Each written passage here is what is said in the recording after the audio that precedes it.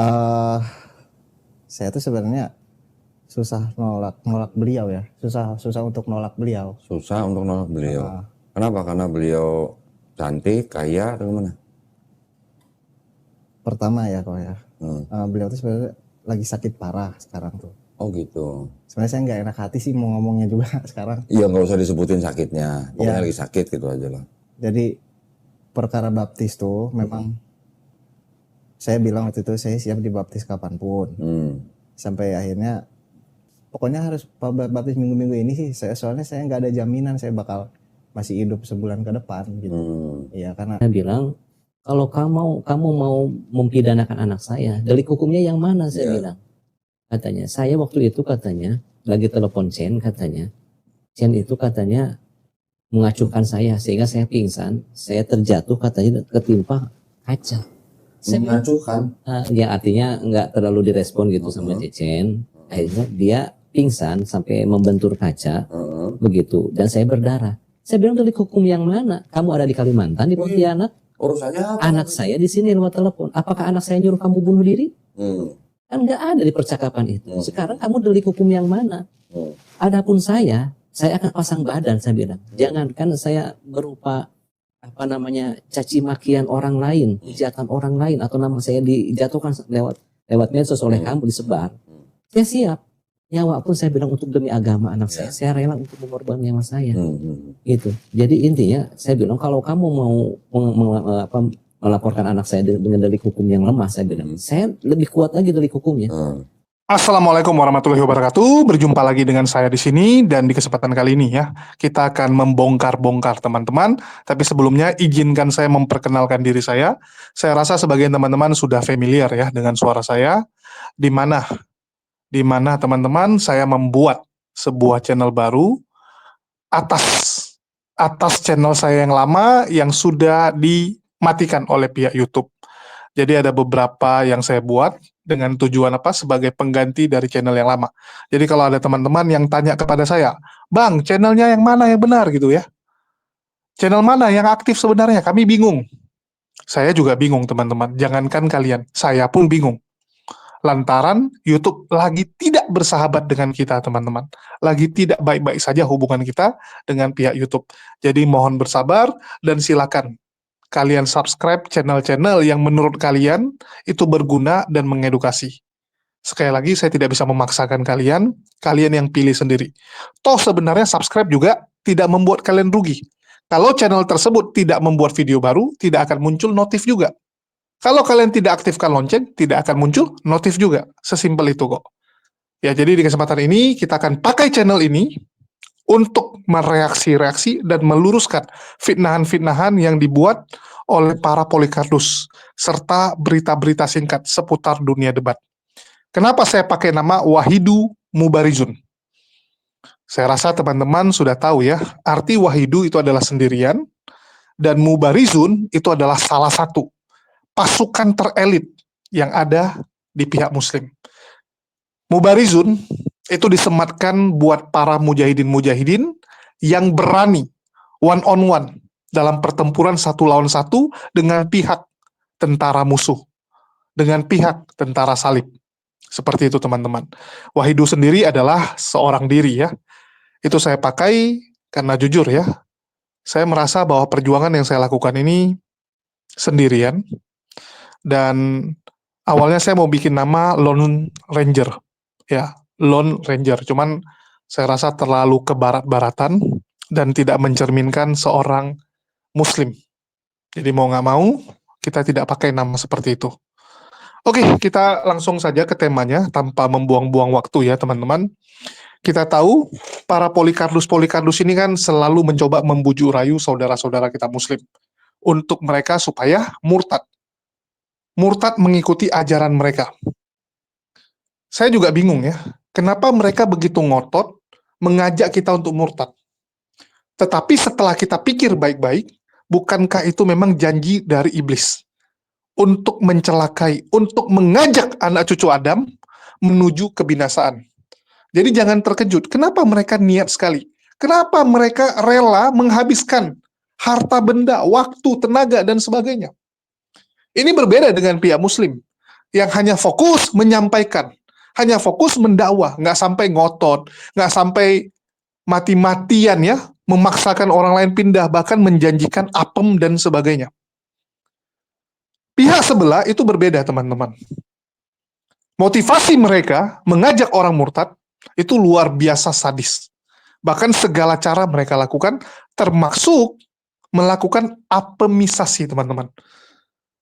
Dan saya ngomong ini bukan tanpa alasan, teman-teman. Sudah banyak sekali fakta-fakta yang membuktikan bagaimana apemisasi dan juga cinta itu dipakai untuk membujuk rayu saudara-saudara kita. Dan salah satu yang terbaru ini, teman-teman, dan ini cukup mengejutkan ya. Dan menurut pandangan saya, inilah polosnya saudara kita, Cecen, yang sampai terbujuk rayu oleh rayuan dari Lina Wijaya. Saya nggak tahu kenapa Cecen tergoda dengan bujuk rayu dari Lina Wijaya, yang notabene secara usia bisa dibilang Lina 2 kali lipat, teman-teman. Usia Lina Wijaya itu 2 kali lipat dari Cecen. Tetapi mohon maaf teman-teman, ya bisa jadi sensasi, bisa jadi bujuk rayu, tawaran dari Lina begitu menggoda sehingga saudara kita terpengaruh. Dan ini cukup mengejutkan ya. Awalnya jadi asisten pribadi, tiba-tiba ada bumbu-bumbu yang terjadi. Saya nggak tahu motivasi dari Lina apa benaran dia cinta, atau memang pingin supaya Cecen ini bisa jadi pengikut dari ajaran agamanya. Apalagi ternyata Cecen ini adalah anak dari seorang ustadz, punya pondok pesantren, teman-teman. Tentu saja itu jadi kebanggaan besar bagi misionaris seperti Lina Wijaya kalau berhasil memurtadkan seorang anak pemilik pesantren, kan begitu. Kita tahu Lina itu sering sekali menjual murtadin-murtadin kepada para donatur-donatur, supaya apa? Supaya banyak uang transfernya. Sudah banyak kesaksian, bahkan dari pihak Kristen sendiri sudah bersaksi hal tersebut. Nanti kita akan tampilkan sebagai bukti ya, dari pihak Kristen sendiri yang mengatakan bagaimana perilaku Lina Wijaya. Jadi bukan kita yang ngomong. Bagi teman-teman Kristen yang keberatan, ya kalian silakan tanyakan kepada orang-orang seperti Dewi Bulan, Pak Bom, Sofiatul, dan sebagainya. Bukan kami. Kalau saya selalu tampilkan apa adanya. Jadi kalau banyak Polikardus dan laskarnya bilang, wah kamu menyebarkan berita bohong, hoax, dan sebagainya. Tunjukkan buktinya, maka saya pensiun dari media sosial. Saya tidak akan muncul lagi dengan akun apapun itu. Kalau kalian bisa membuktikan bahwa saya membuat berita bohong. Yang saya tampilkan semua apa adanya dengan fakta, realita, dan bukti. Jadi kita tahu, Lina Wijaya memang adalah salah satu penginjil yang cukup aktif membujuk rayu saudara-saudara kita. Raji salah satu korbannya. Raji saja itu dapat sampai 40 juta. Sedangkan Lina Wijaya sendiri itu dapat lebih banyak menurut keterangan pihak sebelah. Jadi memang kalau ada yang murtad di tangan Lina Wijaya, itu akan dia jual kemana-mana. Dia akan minta kepada para donatur-donaturnya. Apalagi ini anak seorang pemilik pondok. Nilai jualnya tinggi, teman-teman. Saya sudah berkali-kali sampaikan, kalau ada murtadin dari Aceh, Padang, ya, Madura, oh itu nilainya tinggi, teman-teman. Apalagi kalau murtadinnya itu anak pemilik pondok. Ya, pernah nyantri, pernah mondok, pernah ya juara MTQ, ataupun anak dari seorang ustadz besar. Kan begitu. Nilai jualnya sangat tinggi, teman-teman.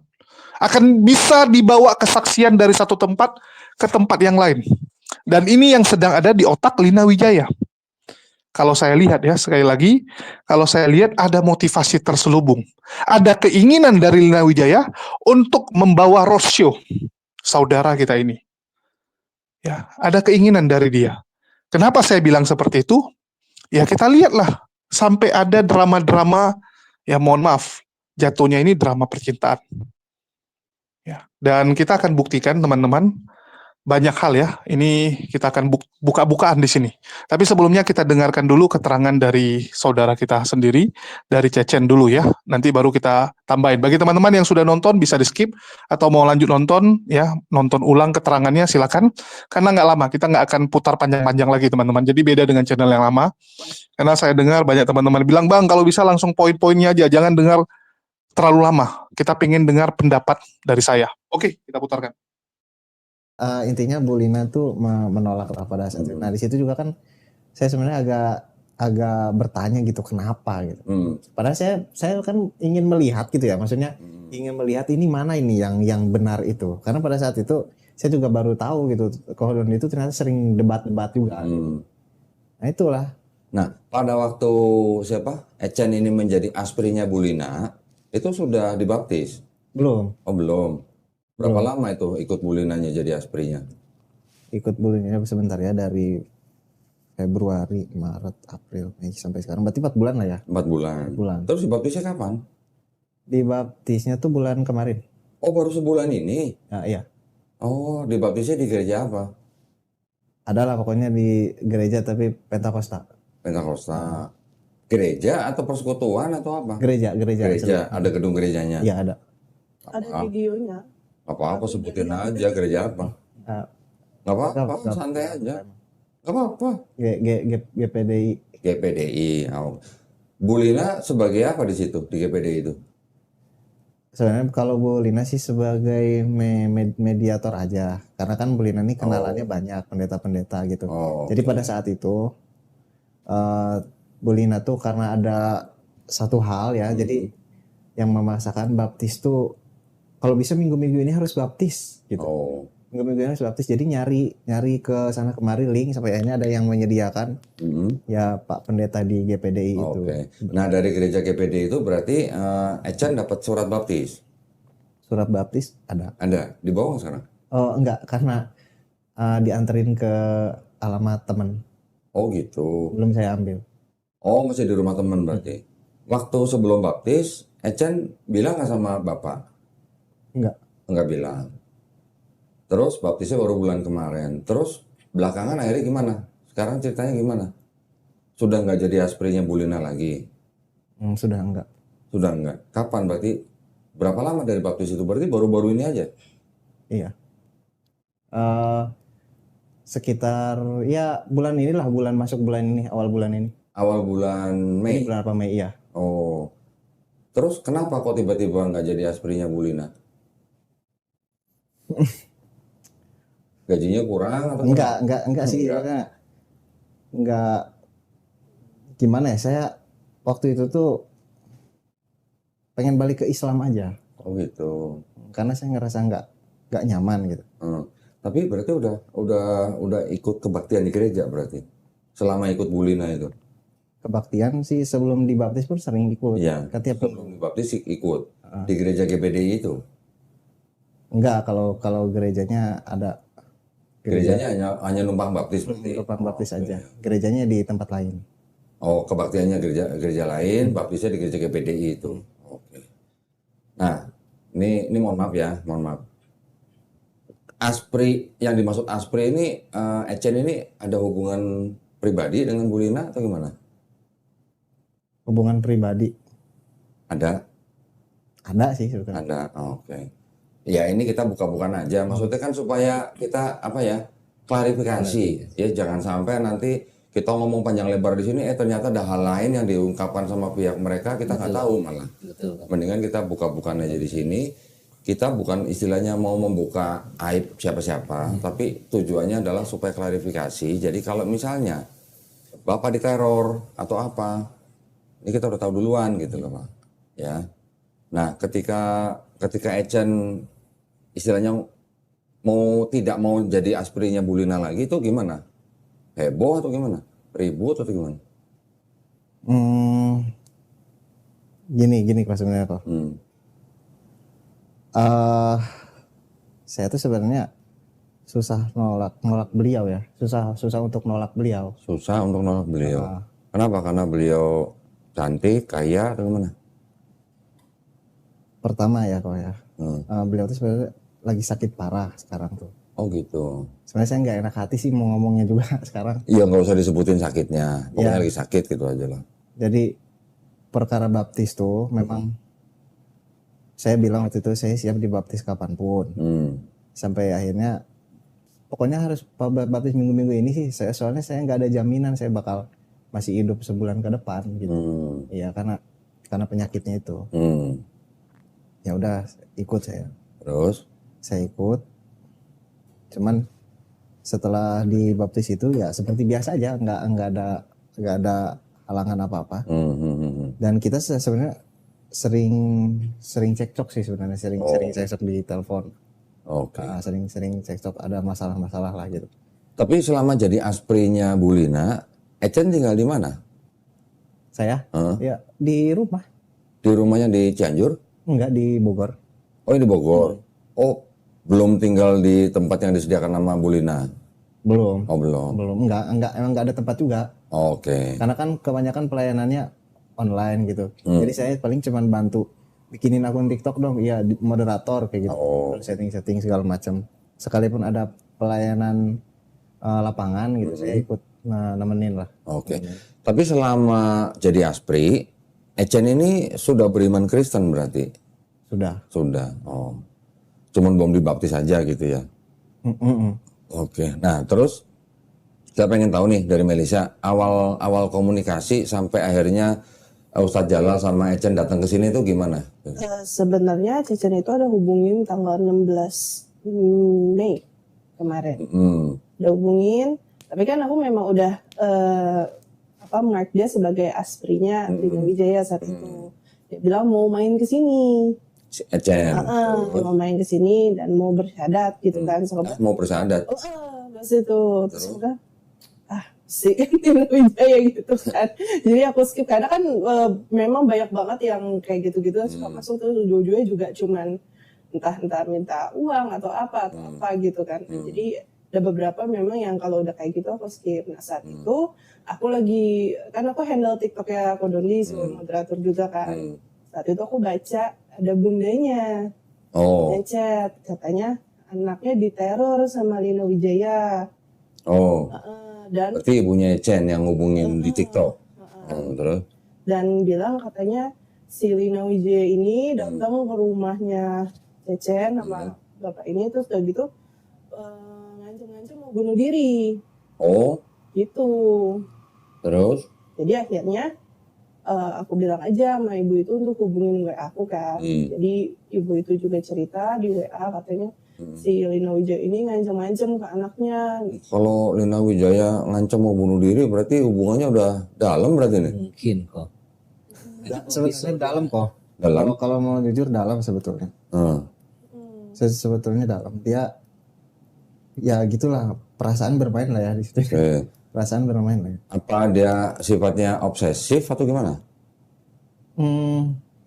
Kalau yang saya tangkap tuh begini, misalkan saya nggak ada kabar beberapa jam aja gitu. Marah.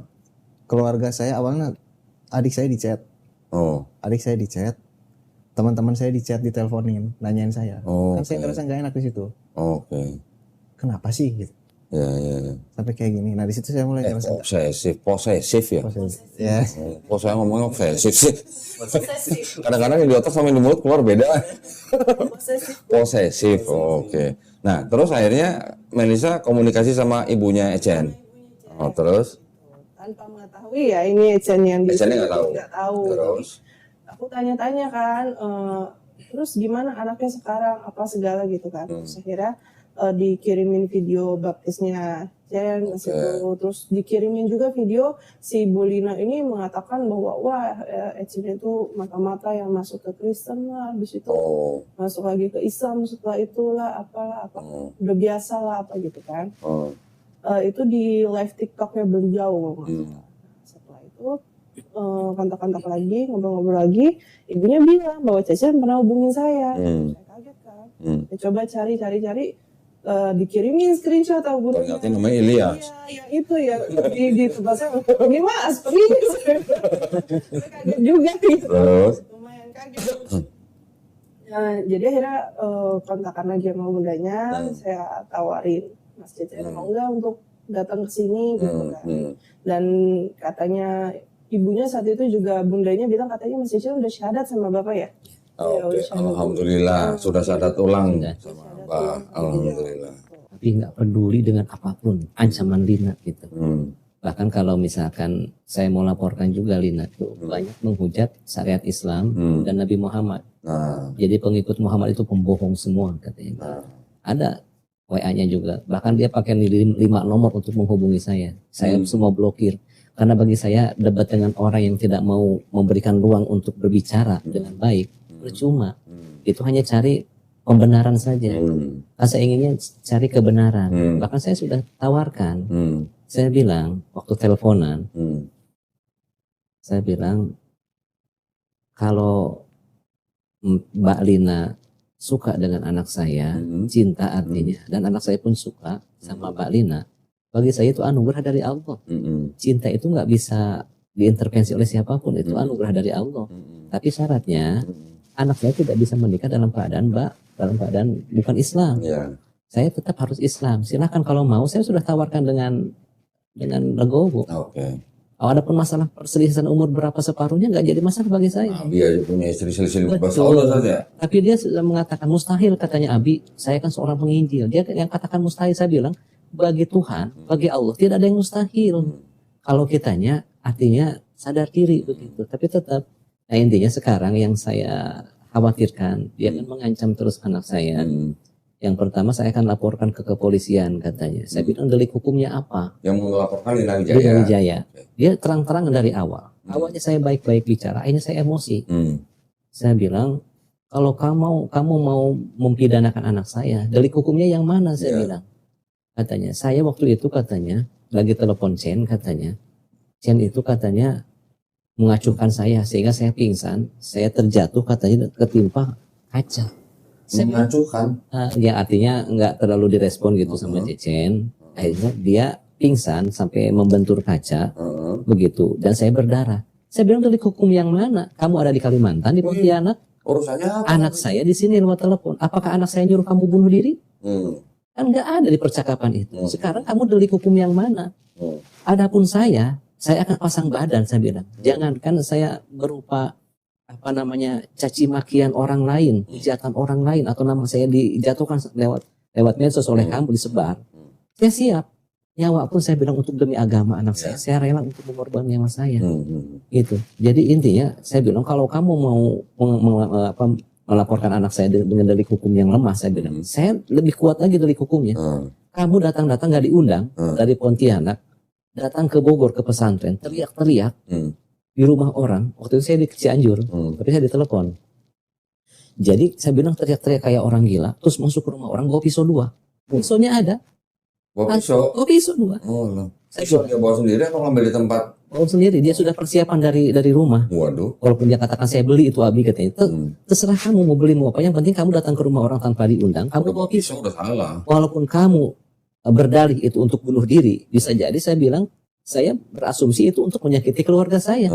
Bisa jadi. Karena kenapa? Kalau kamu lihatnya baik-baik, nggak mungkin bawa senjata tajam. Walaupun berupa pisau, saya bilang. Jadi intinya, kalau kamu mau ngancam anak saya ke delik hukum, ayo saya bilang, habis-habisan. Lu jual, gua beli. Saya kan sampai kasar begitu. Saya sebetulnya nggak mau. Karena dia nyerocos terus.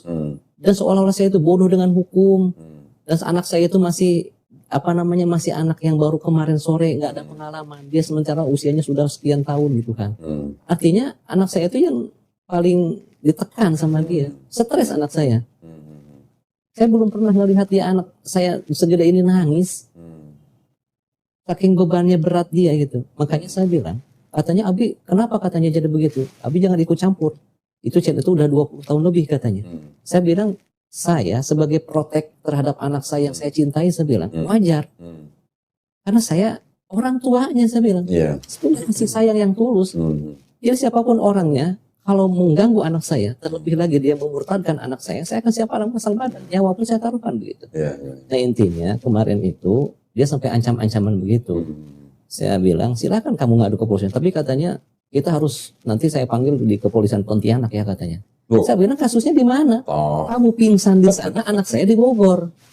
Tiba-tiba kamu melaporkan di Pontianak, saya harus ke Pontianak di BAP. Saya bilang bodoh banget begitu. Kecuali anak saya ada di sana, di lokasi di TKP. Iya, saya bilang. Ini kan by telepon, dan anak saya tidak menyuruh kamu untuk bunuh diri. Kamu sendiri yang pingsan, kamu terkena itu kaca, saya bilang. Tapi kalau kamu benar-benar, saya bilang, mau mengadukan anak saya, mengancam terus anak saya dipidanakan, besok kamu sudah ada yang ada sidik jarinya di rumah saya 2. Dan saksinya disita. saya sita, maksudnya ibunya Chen sita. Oke. Saya bilang, saya simpan. Dan itu sebagai bukti yang valid, saya bilang. Iya. Bahwa banyak saksi hidup yang menyaksikan itu. Saya bilang, ayo kalau kamu mau, saya bilang. Kalau saya maunya begini aja kok. Kalau dia merasa yang saya tangkap begini aja, mungkin prasangka saya yang saya tangkap dengan Lina Wijaya ini. Adapun urusan asmara atau cinta itu kecil bagi saya. Iya. Ya, kesimpulan saya. Yang dia merasa sangat terpukul, depresi, dia itu sudah berhasil mengajak memurtadkan Cecen yang dia pikir bapaknya seorang yang ada di pesantren, seorang ustadz. Jadi bagi dia itu satu kebanggaan tersendiri. Tiba-tiba dengan kuasa Allah, dengan hidayah Allah, Dengan izin Allah kembali ke Islam, dia merasa terpukul. Makanya itu saja ya kesimpulan saya selaku orang tua. Makanya saya bilang sama Cecen, insya Allah selama Cecen nggak memeras dia, nggak minta uang yang memeras lah pokoknya kok kayak gitu. Nggak ada bukti itu. Abi nggak takut, Cen. Tadinya awalnya Cen pikirkan gini, Abi sudah sama Abi waktu kemarin katanya dengan mama pisah, cerai begitu. Dia sangat terpukul. Sekarang tiba-tiba Abi katanya nanti dijelek-jelekan sama Lina Wijaya. Sampai mungkin dia akan mengancam datang ke Kiai, melaporkan ini. Saya bilang, bagi Abi, kehancuran apapun dari segi jasmani atau nama baik Abi, tidak peduli. Yang Abi, kemenangan yang terbesar bagi Abi, Cecen sudah sadar Allah beri hidayah. Semoga Cecen sampai mati nanti, anak cucu keturunan Cecen nanti ada dalam Islam. Saya bilang itu kemenangan terbesar bagi saya kok. Itu dia bagi saya sebetulnya. Cecen ya. Bagi Abi nggak takut istilah dengan intimidasi dan seperti apapun. Bagi Abi itu kemenangan terbesar Cecen Allah balikan ke dalam Islam. Semoga nanti dengan ini kedepannya Cecen yang dari kecil Abi mau pesantren, Abi ini Cecen suka nggak mau. Dari mulai sekarang sampai Cecen meninggal, sampai Abi meninggal nanti belajar Islam, belajar Islam. Jadi nggak ada jaminan hidayah itu ada dalam diri seseorang walaupun dia anak Nabi. Kalau dia tidak belajar Islam, tidak menjaga imannya, maka tidak ada jaminan meninggal nanti dalam keadaan dapat hidayah. Nggak ada jaminan. Maka iman itu harus diusahakan, harus dijaga. Sebagaimana kita mengusahakan atas makanan, penting makanan kita perlu. Makanya orang bekerja, cari makan, kerja di sana sini. Karena penting makanan. Makanan itu paling nikmatnya dari mulut, kerongkongan sampai lambung saja. Setelah itu keluar. Tapi iman, kalau kita mati dalam keadaan tidak membawa iman, maka selamanya di akhirat itu kita itu akan sengsara, akan disiksa selamanya. Itu yang harus kita yakini. Dunia itu sementara 60, 70 tahun atau 100 tahun orang hidup, tapi dia tidak mati, tidak membawa iman, selamanya dia sengsara. Makanya kalau kita paham dengan makna kehidupan ini, artinya susah-susah di dunia sementara saja. Senang juga di dunia sementara saja. Tapi kalau di akhirat, susah kalau tidak ada iman, selamanya. Makanya Abi suka bilang, orang yang melakukan kejahatan, artinya melanggar syariat agama, melanggar hukum Allah. Contoh misalkan dia tidak sholat, dia misalkan na'udzubillah membunuh misalkan. Tetapi selama imannya ada di dalam dadanya tidak keluar, dia mati dalam keadaan membawa iman itu, dia berhak masuk surga suatu saat. Walaupun harus direndam di dalam api neraka, waliyadzubillah, berapa ribu, berapa triliun tahun. Tetapi dia ada hak nanti masuk surga. Ketika Ecen memutuskan untuk lepas dari Bu Lina dan ingin kembali ke Islam, apa yang ada di pikiran Ecen waktu itu? Yang di pikiran saya sih sebetulnya ini ayah saya. Ayah. Saya selalu ingat bahwa ayah saya itu selalu bilang, jangan sampai hidayah lepas gitu. Saya ingat kata-kata itu. Karena makanya waktu habis cekcok tuh kan Bu Lina ngomong, sekarang kamu kalau mau berhenti sama saya gitu, mau udahan, panggil kedua orang tua kamu, sambungin ke telepon ini. Terus? Ya saya langsung telepon kan, langsung dihubungin, cuman gak ngangkat. Karena waktu itu makin panas kondisinya, saya nggak kuat dengar Bu Lina ini yang ngomong terus, karena saya takut juga dia pingsan atau gimana, saya matiin, saya langsung ngomong ke Abi, dia bilang, saya ceritain lah semuanya yang udah terjadi. Di situ saya udah tobat bener-bener, karena hidup saya bener-bener gak nyaman saat itu, bener-bener pusing. Bilang ke Abi, saya mau tobat. Udah, saya sholat tobat malam itu. Saya sholat tobat, HP saya matiin. Nah ternyata paginya itulah Bu Lina nyamperin rumah saya. Telepon di sini ada 100, gak keangkat 100 lebih. Waduh. Dia nelpon saya. Kayak orang stres kalau begitu ya. Iya, sampai nangis kita. Melihat anaknya sudah dewasa, nangis ke bapaknya karena saking beban berat diteror. Saya jadi gimana itu? Tapi bagi dia nggak merasa neror gitu. NPD. Kayak enteng. NPD. Enggak, itu posesif banget kalau begitu ya. Iya. Artinya gini kok, sekarang saya minta satu permintaan juga Pak Kom. Karena anak saya Chen ini juga minat untuk belajar tentang perbandingan itu. Makanya saya selama ini mengikuti kodon itu mungkin hampir setahun ya. Saya mau nitipkan Chen anak saya biar belajar yang sedang dihadapi dengan Bu Lina, hadapin aja Pak. Iya. Hadapin aja. Maunya dia apa? Iya kok. Gitu aja. Tapi yang jelas kamu istilahnya gini, ini mohon maaf ya. Pernah dalam tanda kutip memeras Bu Lina? Enggak? Bu Lina tuh sebenarnya baik kok. Dia tuh sering nawarin, Chen butuh apa? Butuh bayaran enggak? Butuh biaya enggak gitu. Cuma saya tuh selalu nolak. Terus Bu Lina tuh sering ngajak jalan-jalan. Dan ayo ke ini yuk, temenin. Sebenarnya saya juga ngerasa gak enak ya. Saya ngerasa gak enak. Ini mahasiswa gitu, gak ada uang. Tapi ya beliau semua ya. Beliau tuh baik loh. Tapi pernah dikasih uang? Uang buat ongkos dari bandara ke Manggarai. Loh, sebenarnya Bu Lina tuh tinggalnya di mana sih? Di Pontianak. Di Pontianak. Tinggalnya di Pontianak? Pontianak. Oh, saya pikir tinggal di Jakarta, bukan? Wah. Cuman kalau memang saya minta uang secara ucapan atau tulisan saya nggak pernah. Loh, berarti selama jadi asprinya Bu Linanya di Pontianak, kamu di Bogor? Iya. Iya, cuman kadang kan ada perjalanan lapangan gitu, pelayanan lapangan. Beliau yang datang ke Jakarta? Iya, nanti saya temenin. Jemput. Kamu sendiri pernah ke Pontianak? Belum. Ya sudah, itu lembaran-lembaran itu kita tutup semua. Ya, ini kita sudah dengar dari pihak Cecen, dan tentu saja pendukung-pendukung Lina Wijaya maupun para Laskar Polikarpus akan bilang, wah itu berita bohong, Muslim sengaja menjelek-jelekan misionaris, ingin menjatuhkan pelayanan Lina Wijaya dan sebagainya, kan begitu. Akan banyak drama-drama yang mereka buat. Tetapi di sini ada beberapa yang teman-teman harus tahu, karena kita sertakan bukti-buktinya, dan ini kita ambil langsung dari akunnya Lina Wijaya. Ya, sekali lagi kita langsung ambil dari akunnya Lina Wijaya. Bagi teman-teman silakan cek sendiri, dan teman-teman Kristen ya kalau kalian nggak percaya kalian sangat diperbolehkan untuk ngecek. Ya, jadi kalian bisa lihat yang ada di samping Lina Wijaya ini adalah Cecen ya, mirip Kores ini, tinggi. Ya, mirip Kores. Saya sampai bilang wah ini gayanya gaya Kores sekali, pakai topi ya dan gaya bajunya juga mirip. Wih. Perjalanan paling jauh yang ditempuh oleh manusia bukanlah perjalanan dari satu tempat ke tempat yang lain. Ini fotonya ada beberapa, kalian bisa lihat nih gerak. Tetapi perjalanan dari pikiran ke hatinya sendiri, yaitu perjalanan menurunkan ego, merendahkan hati, menyediakan ruang ikhlas dan kelapangan hati untuk menerima apapun yang terjadi. Ya, kalian bisa lihat dari cara foto-fotonya, saya nggak tahu ya. Ini hubungan antara artisnya atau public figurnya dengan asisten pribadi doang, atau seperti orang lagi pacaran. Ya, ini kalian yang tafsir sendiri ya. Kalian bisa lihat sampai berangkulan teman-teman ya. Ini agak gelap di sini, tapi kalau kalian lihat lebih detail, ini lagi rangkulan. Lagi rangkulan teman-teman. Ini Lina Wijaya, ini saudara kita Cecen. Nah, kalian bisa lihat, wih gaya-gayaan ya. Fotonya seperti ini teman-teman.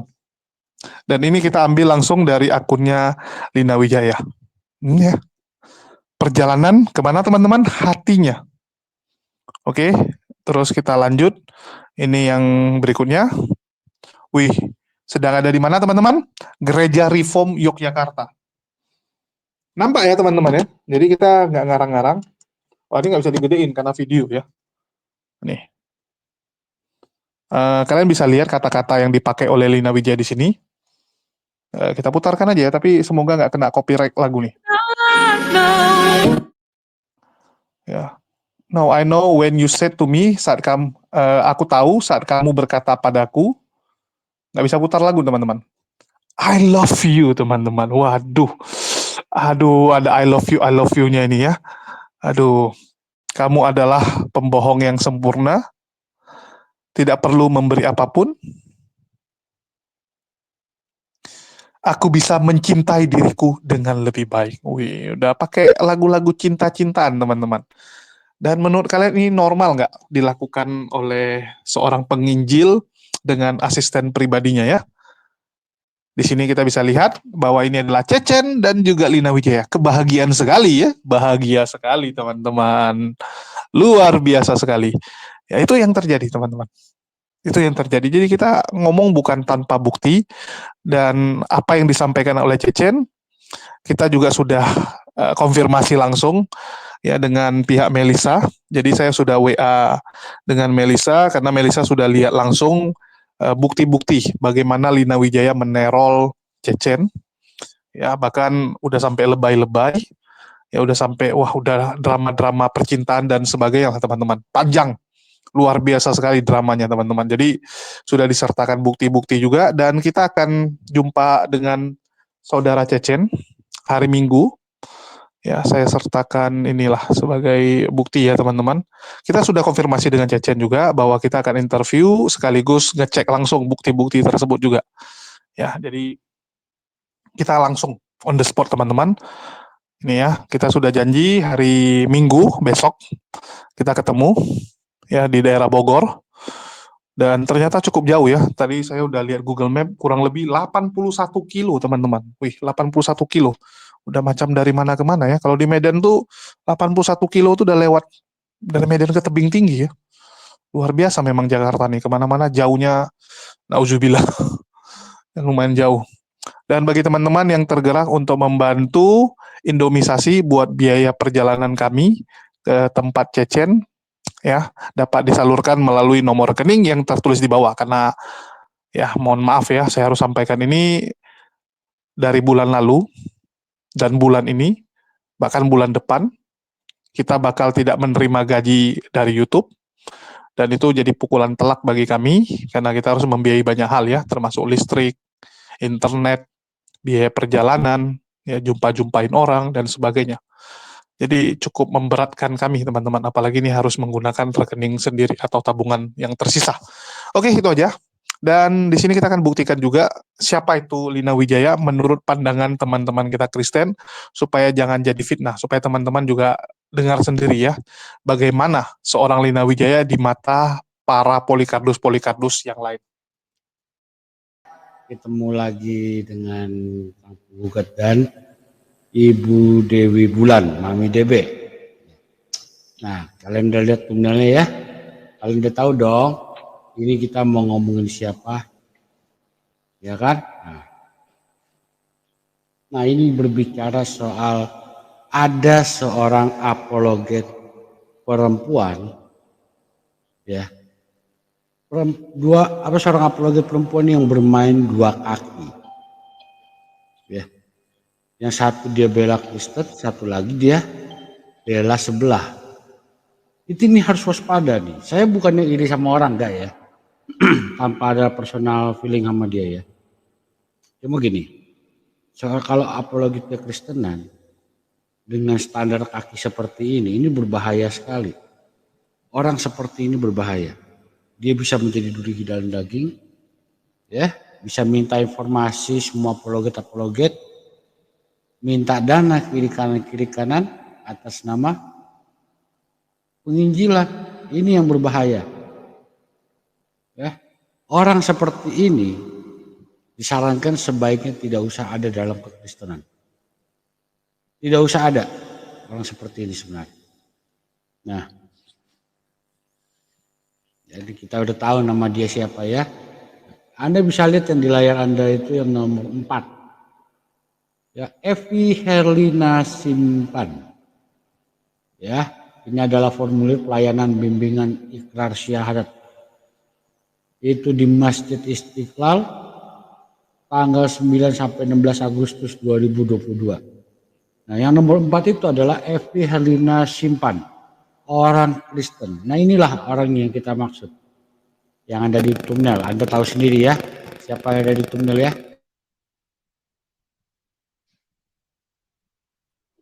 Ya, sebenarnya kita sudah menerima keluhan udah lama ya. Tapi kita harus ekstra hati-hati. Ya, saya dan gugat ini harus ekstra hati-hati. Karena korbannya sudah banyak dan keluar duit sudah puluhan juta. Ya, bahkan korban terakhir itu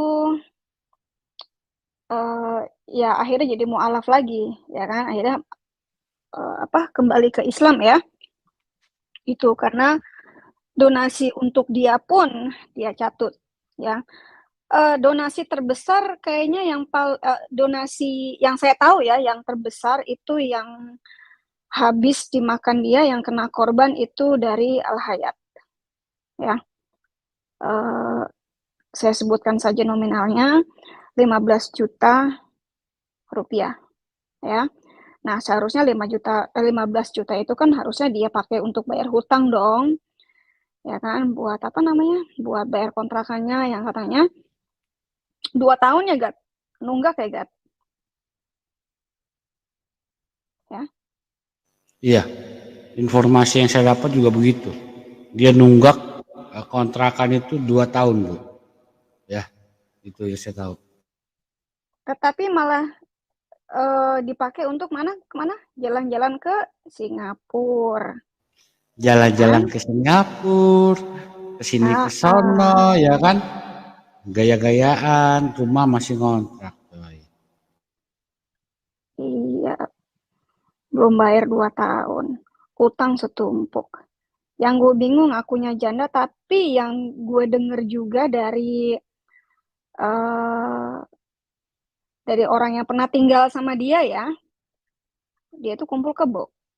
Makanya ini agak seliuran nih, hati-hati sama orang ini. Gitu. Dari kesaksiannya nggak cocok dengan bukti yang kita punya, ya. Dia kalau kemana-mana itu bawa-bawa nama Elia Myron. Artinya gini, dia selalu bilang, oh saya ini maknya Elia Myron. Elia Myron, dia juga ngomong sama aku, si Lina juga ngomong sama aku, Elia tinggal di rumah aku loh Bu. Gitu. Saya cuma bilang, oh iya. Gitu aja. Dan dia ngakunya itu 6 bulan si Elia Myron tinggal di rumahnya si LW ini. Tapi dari pengakuan Elia sendiri hanya seminggu. Ya. Nyatutnya banyak banget ya, seminggu terus sampai 6 bulan. Ya. Korban lainnya lagi itu Bang Fadil dari mana Gat? Gue lupa deh. Yang ditinggalin sama itu loh, yang gereja Betawi itu loh. Oh iya, Fadil Mulia kali ya maksudnya ya. Iya, Fadilah Mulia. Iya. Lagi nggak itu. Gereja Murtadin, namanya apa yang ditinggalin sama itu loh. Aduh, gue namanya lupa samanya. Fokus, ya benar. Iya, Ibu Dila. Ibu Dila naik aja, Bu. Itu linknya tersedia di situ. Ya, dari Fokus. Nah, Bang Fadil juga mengeluh ya kepada kita mengenai orang ini. Jadi kalau apa-apa itu minta duitnya ke Bang Fadil gitu. Karena kan dari Al Hayat sudah diblokir ya. Terus dari donatur besar lagi sudah diblokir juga. Saya lupa namanya, nggak usah sebutkan namanya deh ya. Lalu dia mulai minta sana minta sini. Nah sekarang kan dia lagi gencar di TikTok ya, nyari koin lah ya. Dinaikin aja Gat, dinaikin Gat. yang Ya, udah. naik dinaikin aja. Udah. Terus ada lagi, nah karena di komal-komal apologet Kristen Indonesia itu dia nggak dapat tempat, lalu dia masuklah ke komal-komal yang sepi-sepi. Ya, saya akan tunjukkan video di mana ketika saya masuk ke komalnya Ion, saya cuma komen ya, ketika ada dia saya komen butuh duit, saya langsung diblokir ya. Jadi apa ya, mereka memang nggak mau terima kritik ya, begitu. Nah, mengenai kasusnya si Elia juga, Elia itu sudah bertobat ya, dan itu kan kisah masa lalunya. Yang seharusnya kalau dia sudah bertobat ya sudah, Tuhan aja sudah menjauhi ya dosa perbuatan lamanya. Dia buang itu ingatan perbuatan lamanya from the west to east ya. Jadi dari barat ke timur sudah Tuhan lupakan, tetapi dia justru ungkit karena dia memang mengancam ya. Dia mengancam kalau tidak bisa ikut ke Amrik ya.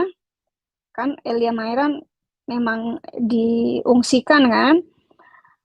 Kalau dia nggak bisa ikut, dia akan bongkar Elia Mairon. Ternyata terjadi. Nah, sekarang dia sebenarnya mengancam akan membongkar donatur-donatur yang besar-besar. Ya, kalau itu terjadi, jadi kita tahu siapa dia kan. Nah, ini dia bahkan nantangin ya, dia itu menghubungi Zuma. Saya nggak tahu apa maksudnya menghubungi Zuma. Mungkin mau apa namanya, memberi info-info siapa saja, nomornya siapa saja, ya kan, siapa saja, ya. Iya benar Ibu Blessing, jadi si LW ini ngaku-ngaku bundanya Elia Mairon, kemana-mana dia ngaku, saya ini mamanya Elia Mairon, saya ini mamanya Elia Mairon, ngaku ke saya pun seperti itu, nggak malu ya, ngaku-ngaku Ya ini ada dia itu, datang. nah ini dia, saya sampai masa sih dia ini maknya Elia Mairon, kok mukanya jauh banget, yang ono mukanya buntet, bantet, loh kayak kentang, sedangkan si Elia Maro kok cakep begini, apa salah cetak apa gimana, gue kagak tahu. Nah, langsung aja Gat, di sini ada Ibu Dila yang katanya punya info baru lagi. Di sini juga ada Elia Mairon ya, saksi mata ya, saksi mata. Tadi saya bilang kan dari info yang saya dapat Elia cuma nginep seminggu, tapi si LW ngakunya Elia nginep sama dia kasih makan, dia kasih duit selama 6 bulan. Ya, dibeliin baju, dibeliin semua kebutuhannya itu selama 6 bulan. Dalam hati gue, wih, ini orang baik banget, 6 bulan nampung orang, kasih makan, kasih baju, ya, duitnya banyak juga, gitu. Karena kan kalau nampung orang pasti keluar duit dong. Ternyata. Silakan Ibu Dila yang punya info, nanti kita ke Elia ya. Oke, Shalom Bu Linsi. Bu Linsi lagi, Bu Dewi Bulan. Nanti takut salah lagi. Pak Sang, Elia. Jadi gini, saya sebenarnya data-data ini udah dapat dari awal-awal kemarin. Padahal saya sudah bilang ke beberapa teman-teman, berhati-hati. Nah, ternyata teman-teman tidak mendengarkan, ya sudahlah, akhirnya terjadilah seperti ini. Nah, jadi saya dapat info baru, dia akan ketemu Zuma di Jakarta.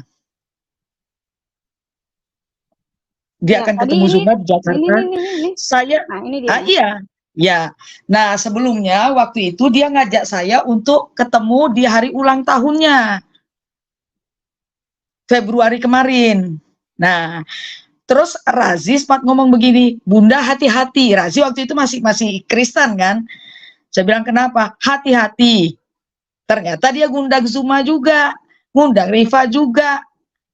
Datanglah si Yuni, pokoknya sama anak-anak Astaga itu kan. Nah, saya beruntung nggak datang, ya. Nah, ternyata tadi saya dapat info, Veilit, ya, dia akan bertemu Zuma.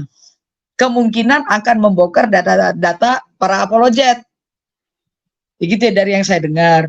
Kemudian, bukan cuma itu Bu Linsi, dia ini, Elia sebagai saksi. Bu DB. Bu DB, saya ingatnya. Ya. Itu Ya. Linsi tetangga sebelah. Oh, tetangga sebelah, oke. Ini sama aja kita reuni ya Bu DB ya. Iya. Ya, jadi beliau ini nggak tahu, Elia nanti bisa jelaskan apakah dia punya suami atau tidak. Waktu itu dia telepon saya pas dia lagi di rumahnya. Saya bilang, Bu, emak tinggal sama siapa? Ya sama anak-anak saya, sama suami saya. Oh, saya pikir ibu sama kayak saya single mom. Saya ngomong begitu. Enggak kok, saya punya suami.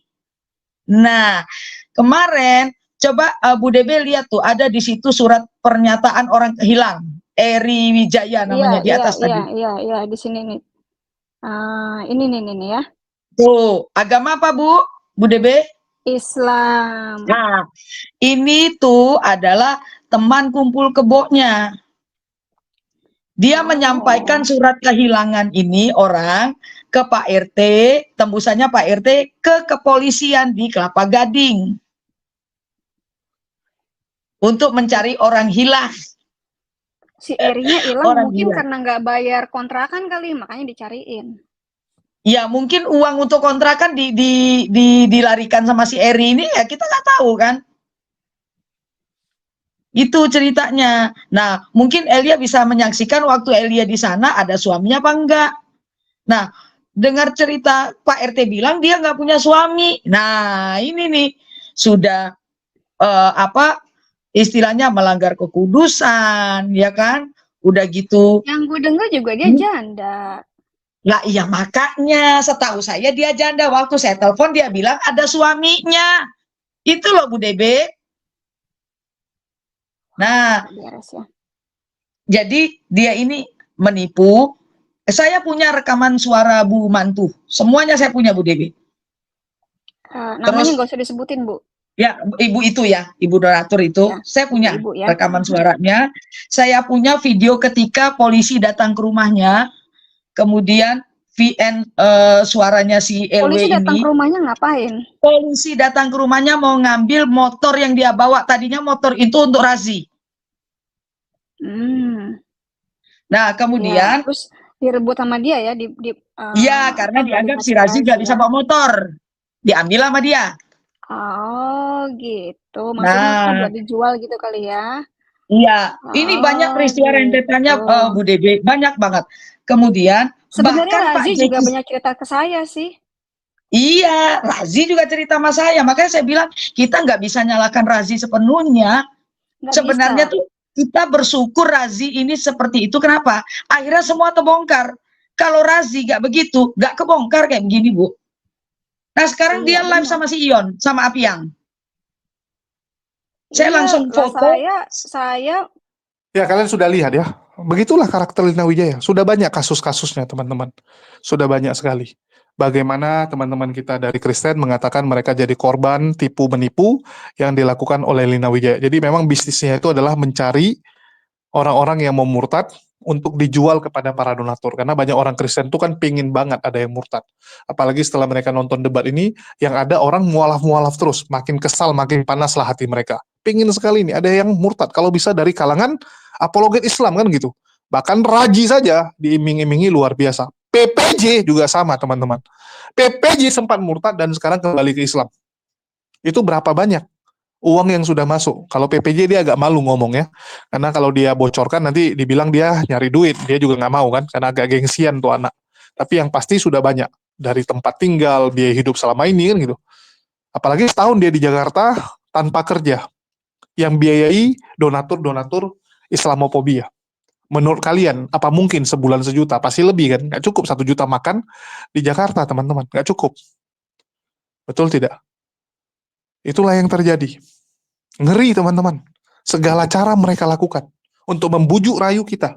Untuk itu, mawas dirilah, hati-hatilah dengan serigala-serigala yang siap menerkam kita ini. Bentengilah diri kita, saudara kita, keluarga kita dari pemurtatan-pemurtatan dengan cara apa? Belajar. Minimal begitu kita tahu ajaran ini menyembah anak orang. Ajaran ini masih kacau balau. Kita waktu mau murtad juga mikir gitu kan. Jadi mereka ini kan menunggu umat muslim yang sedang lemah imannya. Saya udah bilang, kondisi iman orang tuh naik turun. Saya sendiri juga sama. Di saat lagi banyak cobaan, iman saya down. Iman saya down, teman-teman.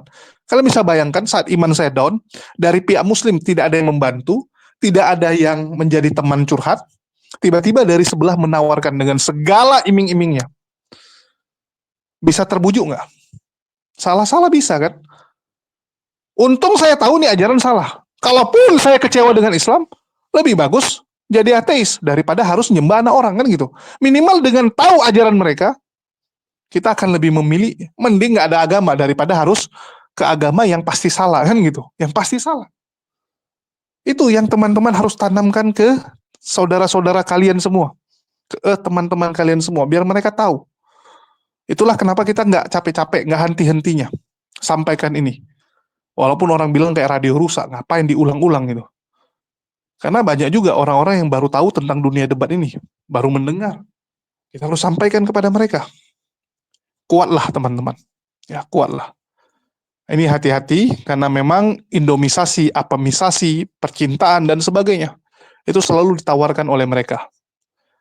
Saya nggak tahu ya, Cecen ini sudah seperti apa kedekatannya dengan Lina Wijaya. Kalau kita lihat cukup sangat dekat, tetapi untungnya Cecen masih bisa tersadarkan. Ya, dan saya yakin di luar sana masih banyak orang-orang lain yang seperti Cecen, yang masih tersesat, yang belum bisa lepas dari godaan-godaan Polikardus. Untuk itu, mari kita sama-sama berdoa, ya, kuatkan antar kita untuk menghadapi ini semua. Oke, mungkin itu aja yang mau saya sampaikan di sini. Sekali lagi bagi teman-teman, silakan di-subscribe bagi yang tidak keberatan. Kita akan banyak reaksinya di sini karena ya menurut saya sudah cukup keren lah namanya ya. Logo dan namanya sudah keren, maka saya akan pakai untuk sementara channel ini. Dan kita nggak bisa pakai nama-nama yang berhubungan dengan HMC karena cukup sensitif. Ya, kecuali namanya apa gitu baru ada HMC-nya. Kalau nggak agak susah. Sekian dari saya, makasih buat semuanya. Di akhir kata saya ucapkan wassalamualaikum warahmatullahi wabarakatuh. Sampai jumpa di konten-konten kita berikutnya.